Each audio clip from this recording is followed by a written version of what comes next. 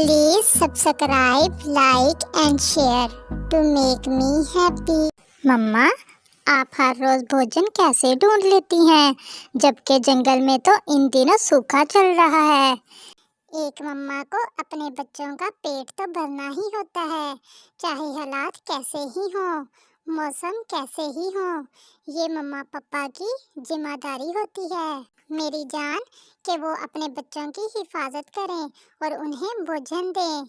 और मम्मा, बच्चों की क्या जिम्मेदारी होती है? कुछ भी नहीं, यही कि बस खुश रहें और अपने मम्मा पापा से प्यार करते रहें, क्योंकि मम्मा पापा अपने बच्चों से बदले में कुछ भी नहीं चाहते। हत्ता के मम्मा पापा तो अपने बच्चों के प्यार के भूखे होते हैं। फिर वहाँ कबूतर आ जाता है। चिड़िया बहन, चलें, आज हमें दूर जाना होगा, क्योंकि घर के आसपास तो खाने के लिए कुछ भी नहीं है। मैं भी आपका ही इंतजार कर रही थी। रास्ते से जाते हुए मिट्ठू तोते को भी साथ लेकर जाना है। गुड़िया बेटी, घर से बाहर नहीं जाना और कोई भी आए तो दरवाजा नहीं खोलना। फिर चिड़िया कबूतर के साथ भोजन की खोज में निकल जाती है। रास्ते में बैठा मिट्ठू तोता भी उनका इंतजार कर रहा था और फिर उन्हें देखकर मिट्ठू भी उनके साथ उड़ता है। वो जंगल के बाहरी हिस्से में पहुंच जाते हैं। सामने एक मकई का खेत था, जिसे देखकर उन सबके मुंह में पानी आ रहा था। या बहन, क्यों ना आज इस मकई के खेत से मकई के कुछ भुट्टे लें। कबूतर भैया, ये मकई का खेत तो चील का है।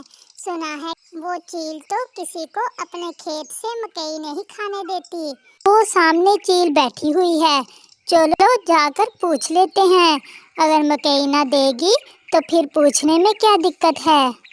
फिर चिड़िया, कबूतर और तोता उस चील के पास जाते हैं। चील दी, आप कितनी सुंदर हैं और शक्तिशाली।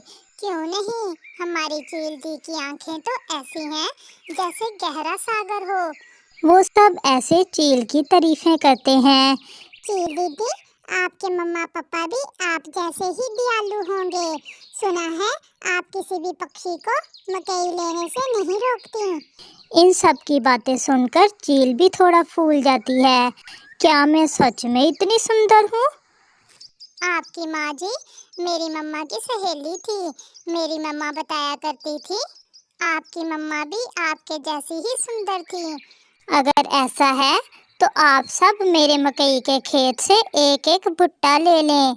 आपकी बातें ही इतनी अच्छी थी, इसलिए मैं आपको मकई दे रही हूँ, वरना मैं किसी पक्षी को खेत से मकई नहीं लेने देती।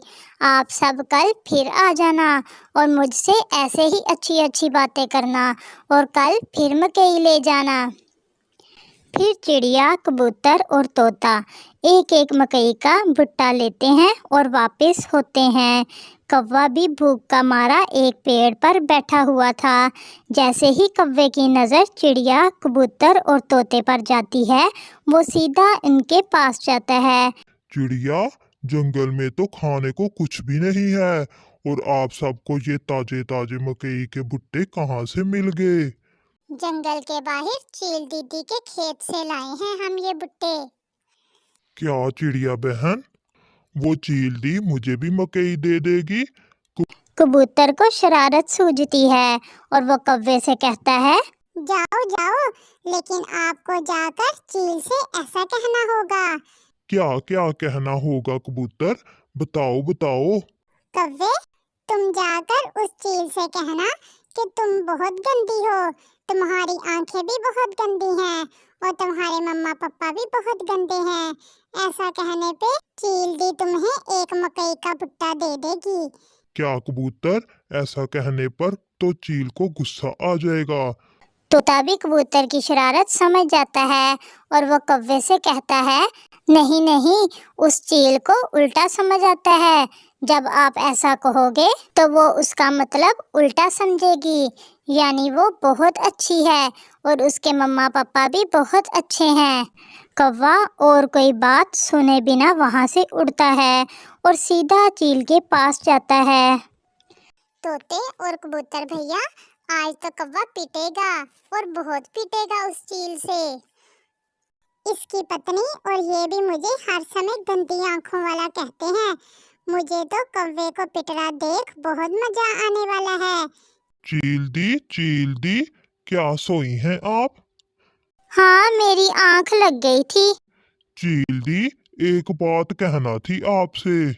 कहो कहो कौवे, क्या बात है? चील दी, आप भी बहुत गंदी हैं, आपकी आंखें भी बहुत गंदी हैं और आपके मम्मा पापा भी बहुत गंदे हैं। ये सुनकर चील पहले तो थोड़ी देर हैरान होकर उसे देखती है और फिर उसे कहती है, कौवे थोड़ा पास आकर कहो, क्या कहा? कौवा थोड़ा और पास जाता है और फिर से कहता है, चील दी, आप भी बहुत गंदी हैं और आपकी आंखें। अभी कौवे ने इतना कहा ही था कि वो चील कौवे को पकड़ लेती है और उसकी पिटाई शुरू कर देती है। मुझे छोड़ दो चील दी, मुझे छोड़ दो, इस गंदे कबूतर ने मुझे ऐसा कहने के लिए कहा था। फिर चील कौवे को छोड़ देती है और कौवा तो वहां से भाग जाता है। मैं देख लूंगा उस कबूतर और तोते को, अगर बदला ना लिया तो मुझे भी कौवा ना कहना। ऐसे कालू कौवा गुस्से में वापस जंगल में चला जाता है। अरे कालू, ये क्या हुआ? तुम्हें किसने मारा है? फिर कालू कौवा अपनी पत्नी गोरी को सारी बात बताता है। उस गंदे कबूतर ने तुम्हारे साथ ऐसी शरारत की, अब हम बदला लेंगे उस तोते और कबूतर से। बहुत मारा मुझे उस चील ने, बहुत मारा। दूसरे रोज कौवा और कौवी बहुत गुस्से में थे और सोचते हैं कि कैसे कबूतर और तोते से बदला लें। फिर गोरी के दिमाग में एक तरकीब आती है और वो कौवे के कान में कुछ बताती है और वो दोनों उड़ते हैं। वो पास वाले जंगल में लकड़हारे पक्षी के पास जाते हैं। लकड़हारे पक्षी, एक पेड़ है हमारा, मेरे पिताजी ने लगाया था, अब हम सोच रहे हैं कि वो पेड़ बेच दें। कितने पैसे लेंगे आप इस पेड़ के? जो मर्जी दे देना, चलो 50 रुपए दे दे। मुझे भी लकड़ी की जरूरत तो थी, मैं भी घर बनाने के लिए कई दिनों से लकड़ी देख रहा था। फिर कौवा और कौवी उस लकड़हारे पक्षी के साथ जाते हैं और कबूतर और तोते के घर से थोड़ा दूर रुकते हैं। वो सामने जिस पेड़ पर 2 घर है ना, वो है हमारा पेड़। अब आप जल्दी से जाकर वो पेड़ काट दें। क्या इन घरों में कोई रहता तो नहीं है? नहीं नहीं, वो घर वीरान है, वहाँ कोई भी नहीं रहता।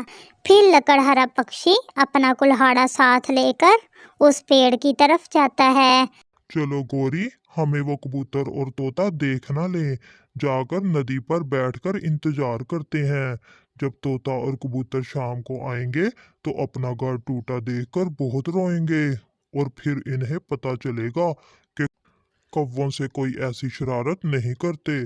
फिर वो नदी की तरफ जाते हैं। जैसे ही वो लकड़हारा पक्षी अपने कुल्हाड़े से इस पेड़ को काटने लगता है तो वहाँ कबूतर आ जाता है। रुको रुको लकड़हारे, ये तुम क्या कर रहे हो? अपना पेड़ काट रहा हूँ। वो कौवा और कौवी मुझे पूरे 50 रुपए में बेच कर गए हैं ये पेड़।